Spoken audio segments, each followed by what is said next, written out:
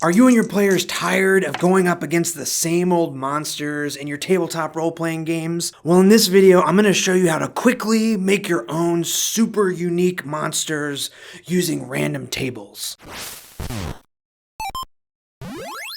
I absolutely love using random tables in my D&D games. There's really two types of tables that I use. There's random encounter tables that I use actually at the table. You know, stuff like treasure tables or dungeon or wilderness encounter tables. You know, maybe the players stumble upon a friendly lycanthrope down in the dungeon. Or maybe they find a strange egg at the base of a tree that's just now starting to hatch. I really love writing up these kind of tables because they allow me to prepare a little bit but still throw in some randomness into my game and see what happens when the players interact. The other type of random table that I really love and use the most often are like inspiration tables, or I've heard them called spark tables before as well. These random tables are usually used before the game, like when you're prepping your game, and they're great for combining ideas and elements that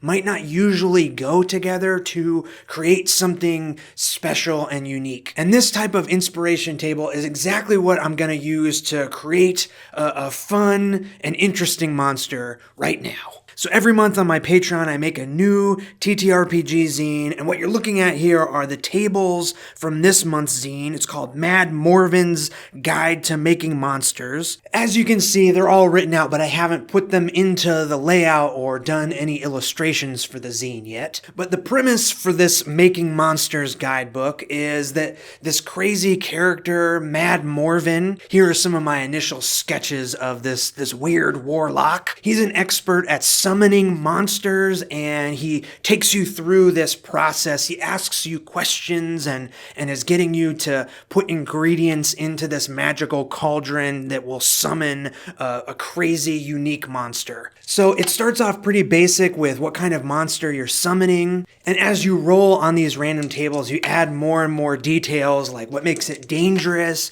what its weakness is, if it has any companions, what kind of lair it has, all kinds of fun stuff to get your imagination going. It's really easy. I'm just writing down a list of what I roll on each random table, and as I make that list, I'm sort of generating an idea for this creature, and then just jotting down a few extra notes to sort of connect a few of these pieces that might not necessarily go together. It's a really quick process, and before I know it, I have a pretty solid idea for a fun monster to throw in front of my players. So let's see, I've written down mutant, big, and verdant. That makes a lot of sense to me because when I think of a mutant, I usually think of a big green dude. I also rolled that it has a big tongue and extra limbs. That seems kind of mutant-y to me. I rolled telekinesis and metal, and for some reason I thought of gold.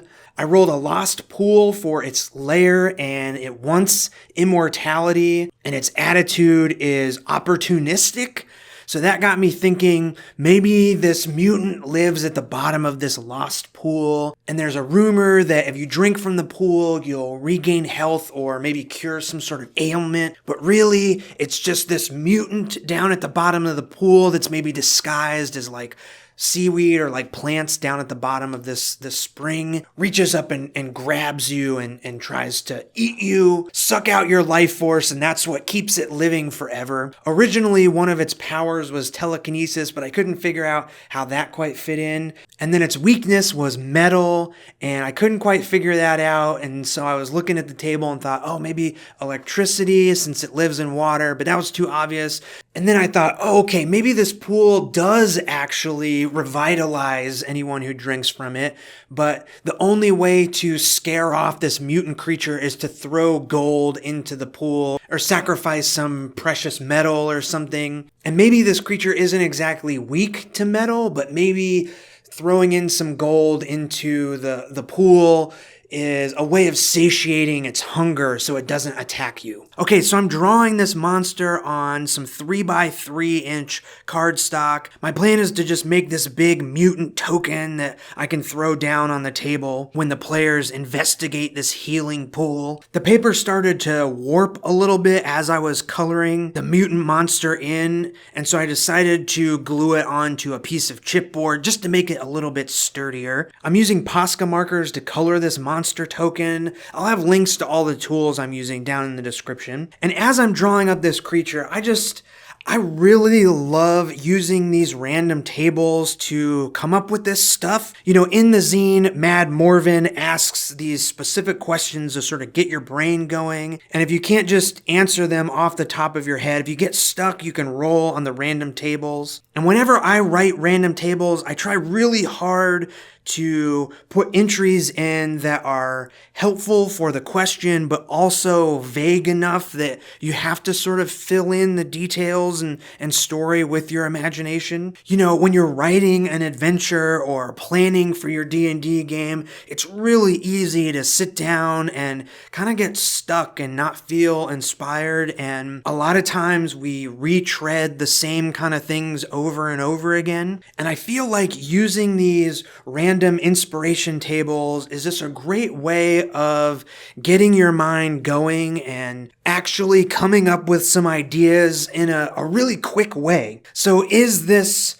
deceptive plant regenerative mutant that lives at the bottom of a magical pool the most original monster? Maybe not, but it took me less than 10 minutes to roll up this concept. And maybe I'm just thinking of this kind of stuff because in my Shadow of the Demon Lord game that I play in, one of the other players just drank from this crazy fountain and now has this insane curse that we're having problems trying to cure. So my mind is already in this sort of place. But at the same time, I don't think I would have come up with this crazy plant mutant with extra limbs and this insane tongue just if I was sitting thinking by myself. So what do you think I should name my mutant monster? Let me know in the comments. The Mad Morven's Making Monster zine is going to have a whole table or maybe, I guess, a couple of tables that will help you name your own monsters. But I want to hear what you think I should name this crazy creature. If you'd like to support the channel and get Mad Morven's Guide to Making Monsters, check out my Patreon. It's linked in the description. If you sign up, there's a digital tier. The PDF of Mad Morven's will be out at the end of the month. There's also a physical tier where I'll mail you the zine as soon as it's back from the printer. I'm working really hard on this one. I think it's going to be a super fun way to spice up the monsters at your table or make something completely unique and new. All right, thank you so much for watching, and I'll see you in the next one. See ya!